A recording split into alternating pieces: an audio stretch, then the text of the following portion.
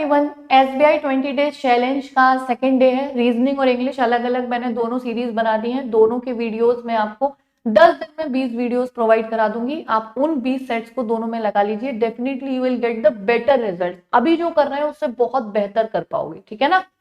तो without wasting time, मैं आपको पता है फालतू का कोई भी टाइम वेस्ट नहीं करती हूँ, ना अपना और ना आपका। तो हम स्टार्ट कर देते हैं। और आज जो है वो उसमें पजल और सिटिंग अरेंजमेंट के 15 क्वेश्चन है। 15 से मतलब 3 पजल और सिटिंग अरेंजमेंट में से 5 क्वेश्चन है।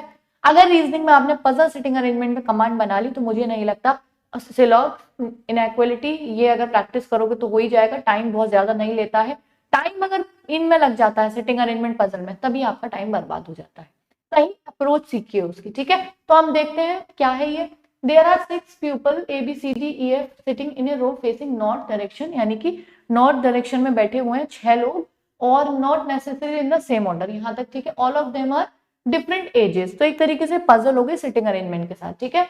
D sitting second to the left of A. लगाते टाइम एक बात ध्यान रखिए, जो पॉइंट हमें कंफर्म मिल जाएगा उसे कंफर्म लगा देंगे, जो पॉइंट कंफर्म नहीं मिलेगा उसको एक साइड में रख देंगे। बाद में जब सारी लास्ट तक पॉइंट हमें मिल जाते हैं ना, तो वो अपने आप कनेक्टर बन जाता है, कहीं ना कहीं आके कनेक्ट हो जाता है।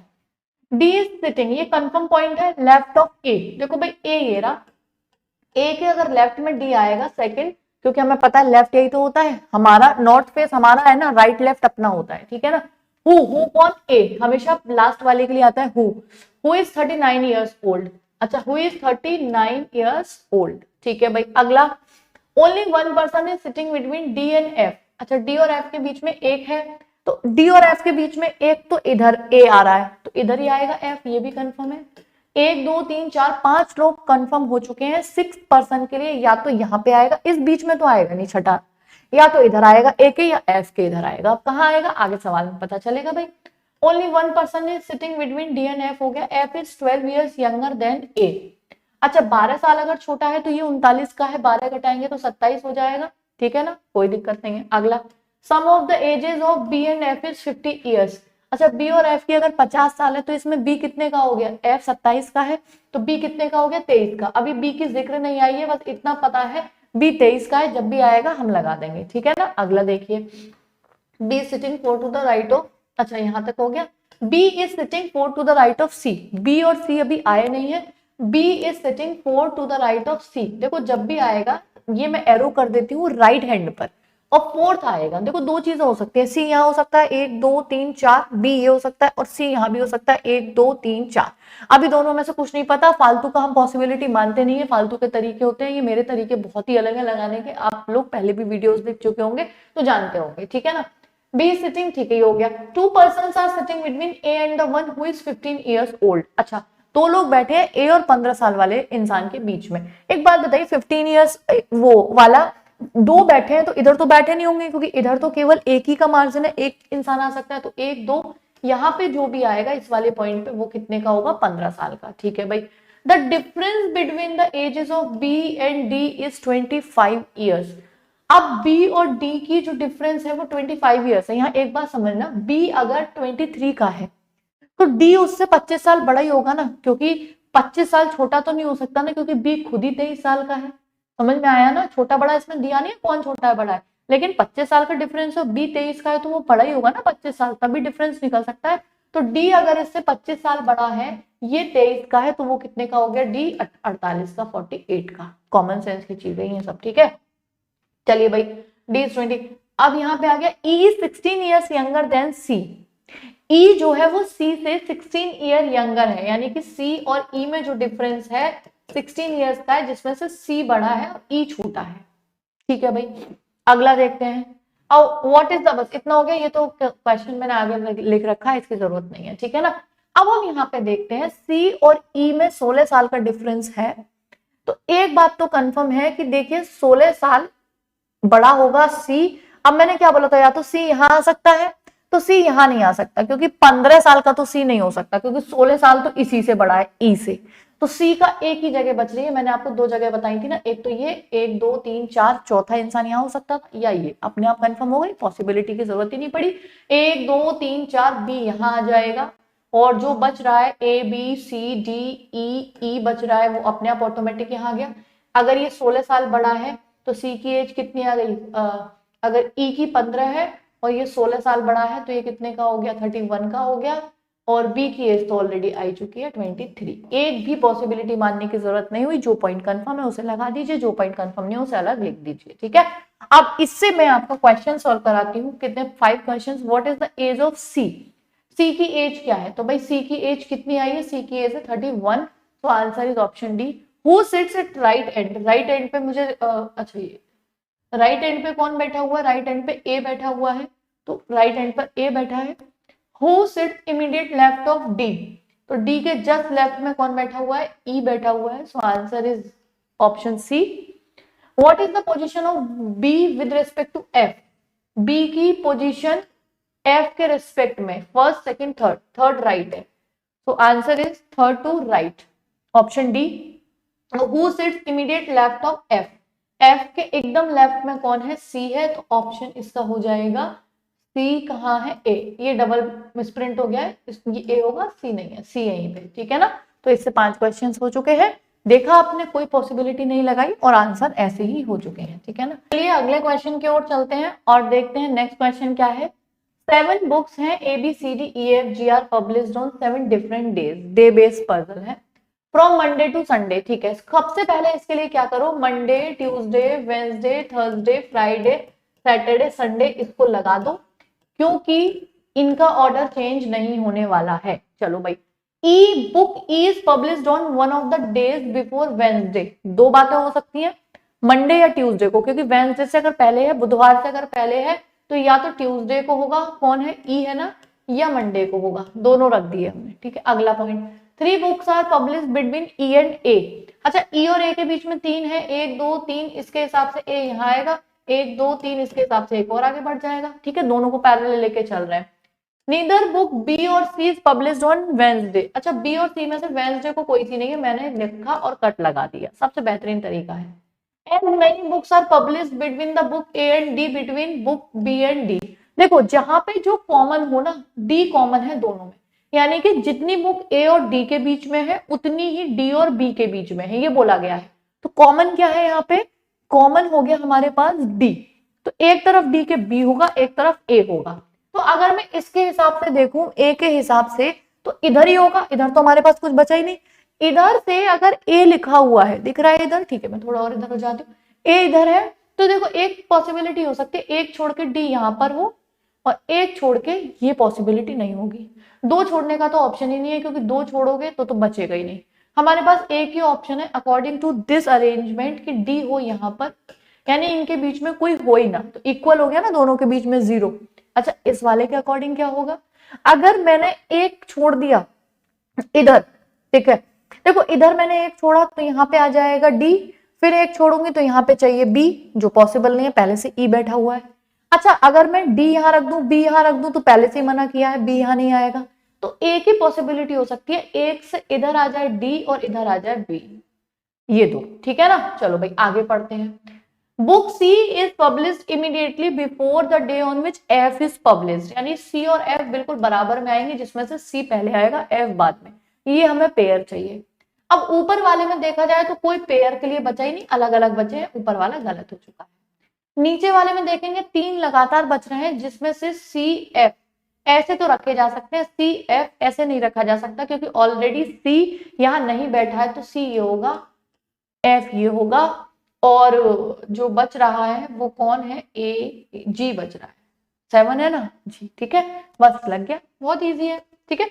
इजी मैथ मोड के हैं आज के इसके सवाल, हर तरीके के लगवाऊंगी मैं, कल जो लगवाया था उसमें एक पजल लेंदी थी, बाकी सब नॉर्मल थे, आज जो एक नॉर्मल इजी वाली, देखो 6 अगर पजल आती है तो 6 कभी डिफिकल्ट नहीं आती, उसमें से 1-2 बनाने में दिक्कत होती है, बाकी इजी वाली भी होती है, हमें प्रैक्टिस सबकी करनी है, ठीक है ना। चलिए भाई क्या पूछा गया हमसे, book C is published on which day, और दूसरा पूछा है सैटरडे को कौन सी हुई, दोनों का देख लेते हैं। सी हो रही है ट्यूसडे को और सैटरडे को हो रही है बी, तो भाई ये हो रही है ट्यूसडे को और सैटरडे को हो रही है बी, ठीक है। How many books are published between book C and book A, book C और ए के बीच में कितनी हुई है, सी और ए के बीच में 2 हुई है, ठीक है ना, तो सी और ए के बीच में 2 हुई है। के बाद which book is published just after book F published, after F के जस्ट कौन सी हुई है, आगे नहीं बढ़ना है हमें, एफ के जस्ट अगली है जी, यही सवाल था ना। हाँ, एफ के जस्ट सी, वो किस मंडे, मंडे को कौन सी थी भाई, मंडे को है ई, ठीक है, तो ऑप्शन आ जाएगा ए। हो गया ये वाले सवाल, ठीक है। और थर्ड क्वेश्चन देखते हैं, यानी कि उससे 5 क्वेश्चन और होंगे। और हम नेक्स्ट देखते हैं क्या क्वेश्चन है हमारे पास। 8 व्यक्ति PQRSTUV यानी कि 8 there are 8 persons namely PQRSTUVW living in a building, floor वाली है, ठीक है ना। चलिए भाई लगा के देखते हैं इसका क्या है। तो 8 व्यक्ति हैं, एक इमारत में रहते हैं, निचली मंजिल संख्या 1 2 3 यानी कि first floor, second floor, 8 floor तक ऐसे हैं, ठीक है ना। But not necessary in the same order, obvious सी बात है। Only 3 persons lives below the floor on which T lives. तो सीधी सी बात बोलनी थी भाई, क्यों घुमाते हो इतना, क्यों इतनी माता पक्षी करते हो, तभी तो पजल बना देते। मतलब ये ना बोल के कि टी चौथे पर है, बोल दिया उसके नीचे 3 है, तो ऑब्वियस सी बात हो गया ना। तो क्या आ गया भाई, टी के नीचे, टी चौथे पर है, तो एक अच्छा 8 है ना, तो हम थोड़ा स्पेस छोड़ देते हैं, अदरवाइज बाद में फिर ना दिक्कत होती है। यहाँ लगा, चलो लगाते तो यही है, को मैं थोड़ा सा जहमत उठा के रिमूव भी कर लेती हूँ, ठीक है। चलो भाई, टी अगर फोर्थ पे है ना, तो फर्स्ट सेकंड थर्ड फोर्थ, यहाँ आ गया हमारा टी। चलो भाई आगे, 2 people live between the floor which T and W live. अब हमारे पास 2 है, हम 2 लेके चलेंगे भाई, कम से कम 2 अरेंजमेंट तो लेके चलो इस तरीके के क्वेश्चंस में, ठीक है ना। टी और डब्ल्यू के बीच में एक डब्ल्यू ये आ गया, कितने थे, देयर आर 2 पीपल, ठीक है, और 1 2 एक डब्ल्यू ये आ गया। आगे पढ़ते हैं, the number of people living above Q is the same as the number of living below W. Q के ऊपर जितने हैं डब्ल्यू के नीचे उतने ही हैं। तो देखो 1 2 3 4 5 6 7 और 8 ऐसी तो फ्लोर होंगी। तो क्या बोला गया है आपसे, the number of people living above Q is the same as the number of below W. तो डब्ल्यू के नीचे 1 2 3 4 5 6 रह रहे हैं, तो क्यू इसका मतलब यहाँ इसके हिसाब से 1 2 3 4 5 6 ये आ जाएगा, ठीक है ना। अच्छा 4 5 6 7 8 इसके हिसाब से क्या बोला गया था कि डब्ल्यू के the number of people living above Q is the same as the number of living below W. यहाँ तो डब्ल्यू के नीचे कोई नहीं है, तो क्यू के ऊपर भी कोई नहीं होगा, तभी तो सेम आएगा। आपको क्या बोला गया, ठीक है, ये भी मान के चलते हैं। More than 3 people live between P and R. अच्छा पी और आर के बीच में 3 से अधिक है, अभी पी और आर में से कोई सा नहीं आया, तो अभी हम नहीं देख रहे, ये लिख लेते हैं। पी और आर के बीच में 3 से ज्यादा है, तो कई ऑप्शन हो सकते हैं, अभी हमें नहीं पता, आगे पढ़ते हैं। P lives on an odd number floor, odd number पे रहता है, तो P का मतलब हो गया 1 3 5 7 भाई, जिसमें से क्या बोला गया है, बट नॉट द लोएस्ट, ये लोएस्ट है, लोएस्ट फ्लोर, तो एक तो चला गया। अब P और P का हो गया 3 5 7, तो भाई 3 5 7 में P कहाँ कहाँ आ सकता है, पहले पे तो होगा नहीं, और इसके हिसाब से अगर P यहाँ पे आ गया तो R और P के बीच में 3 से अधिक है, अगर P यहाँ आ गया तो 1 2 3 4 R यहाँ हो सकता है। उसके अलावा देखो P को हम 5 पे नहीं रख सकते हैं, क्यों नहीं रख सकते हैं, क्योंकि P अगर 5 पे आ गया तो 1 2 3 दोनों तरफ 3 3 लोग बचेंगे, इधर से भी 3 इधर से भी, उनके बीच में 3 से ज्यादा नहीं हो सकते। अच्छा आगे भी तो कुछ पॉइंट पढ़ लेते हैं, क्योंकि P का 3 5 7 में से इतना कंफर्म हो गया, 3 और 7 में से ही होगा, बीच में नहीं आ सकता 5 पे, क्योंकि ना तो इधर फिर 3 से ज्यादा लोग बचेंगे ना उधर बचेंगे, ठीक है ना। चलो भाई देख लेते हैं आगे क्या बोला गया है। 3 people live between S and V. अच्छा एस और वी के बीच में भी 3 रहते हैं, एस और वी के बीच में भी 3 है, 1 2 3, जिसमें से एस लिव्स अबव वी, तो ठीक है भाई 3 रहते हैं और एस ऊपर रहता है वी से। अब भाई देख लेते हैं इसमें, देखो आते हैं पी की बात आती है 3 5 7 में से, ठीक है ना। तो 3 5 7 में से पी कहाँ पे आ जाएगा, पहले मैं देखती हूँ, पहले पे तो आ नहीं सकता, तीसरे पे चांसेस है, पहले मैं रख के देख लेती हूँ भाई पी यहाँ हो सकता है। अब P अगर यहाँ है तो 3 से ज्यादा लोग, 1 2 3 4 R की पॉसिबिलिटी बस यही है। और फिर क्या बोला गया, V और S के बीच में 3 लोग हैं, 1 2 3, जिसमें से S ऊपर है, तो हाँ भाई बिल्कुल हो सकता है, V हो सकता है और S ही हो सकता है। और जो बचा कौन बच रहा है, P Q R S T U V W में P आ गया, Q R आ गया, R S T U नहीं है, इसके हिसाब से तो ये लग सकता है, ठीक है ना। चलो भाई बिल्कुल सही लग गया। इसको देखते हैं, अगर इसको लगाते हम तो इसमें क्या होता कि पहले पे तो है ही नहीं ऑप्शन, तीसरे पे अगर P होता तो 1 2 3 3 से ज्यादा है ना उनके बीच में 4, तो यहाँ पे ऑलरेडी Q बैठा हुआ है, यहाँ नहीं हो सकता। P 5वें नंबर पे हो ही नहीं सकता था, P पी यहाँ पे बस 7वें नंबर पे हो सकता था, 1 2 3 4 उनके बीच में इससे ज्यादा होते, और वी और एस के बीच में अगर 3 होते तो वी 1 2 3 1 2 3 एस की कोई जगह नहीं बची, ये गलत हो गया और ये वाला अरेंजमेंट हमारा बिल्कुल सही हो गया। ठीक है ना। तो अब जब ये सही हो गया है तो ऑब्वियसली बात है दूसरा लगा के देखने का कोई मतलब नहीं। एक पॉसिबिलिटी बस ये थी कि मैंने क्या बोला था, पी तीसरे पे ट्राई कर सकते थे और 7वें में भी ट्राई कर सकते थे, है ना। लेकिन 7वें में ट्राई करने की जरूरत ही नहीं पड़ी, पॉसिबिलिटी मानने की जरूरत ही हमें नहीं पड़ी है। ठीक है ना। इस तरीके से ए हो जाता है क्वेश्चन। और अब इसके क्वेश्चन देख लेते हैं। V is related to second, P is related to fourth. V second से रिलेटेड है, ठीक है ना। P फोर्थ से रिलेटेड है, जस्ट अगले से बोल दिया है। तो क्या पूछा है, U is related to which floor. तो U किससे होगा, U W से होगा, यानी कि 7th फ्लोर से होगा। U 7th फ्लोर से होगा। अगला 4 out of 5 same in a group which among the following does not belong to the group। R U T Q S, R U T Q S, 1 2 3 4, देखो S odd number की floor पे है, बाकी सब even number की floor पे, सो answer is S। ठीक है। अगला वो among the following is just below Q, Q के नीचे कौन रहता है, जस्ट बिलो Q। भाई Q के नीचे जस्ट कौन है, V रह रहा है, तो Q के जस्ट नीचे ऑप्शन आ गया C। How many persons live between W and U, W और U के बीच में कोई भी नहीं रह रहा, नन आएगा इसका आंसर, नन ऑफ दीज, एक भी नहीं रह रहा। Who among the following lives on the topmost floor and the topmost floor is R, तो आंसर हो गया ऑप्शन बी। तो इसी तरीके से लगाते रहिए, प्रैक्टिस करते रहिए। आपको कितने भी लगे कि मैं कितने भी पजल सेटिंग अरेंजमेंट लगा चुका हूं, फिर भी पूरे दिन में बहुत ज्यादा पजल सेटिंग अरेंजमेंट की प्रैक्टिस करिए। एसबीआई इज लाइक आईबीपीएस की भी पिताजी हैं, वो आगे ही निकलेगा, है ना उससे। तो चिंता ना करिए, प्रैक्टिस करोगे तो हो जाएगा, ऐसा नहीं है। लेकिन एसबीआई जो है वो कहीं ना कहीं आईबीपीएस से एक कदम आगे ही है उसके क्वेश्चंस में, है ना। तो तैयारी करिए, अच्छे से मेहनत करिए। बाकी मैं आपको प्रैक्टिस सेट्स लगवा रही हूँ, ये लगाइए, आप देखेंगे अपना इंप्रूवमेंट। ठीक है, चलिए मिलते हैं अगले वीडियो में, अगले सेशन में। थैंक्स फॉर वॉचिंग, जुड़े रहिए चैनल के साथ।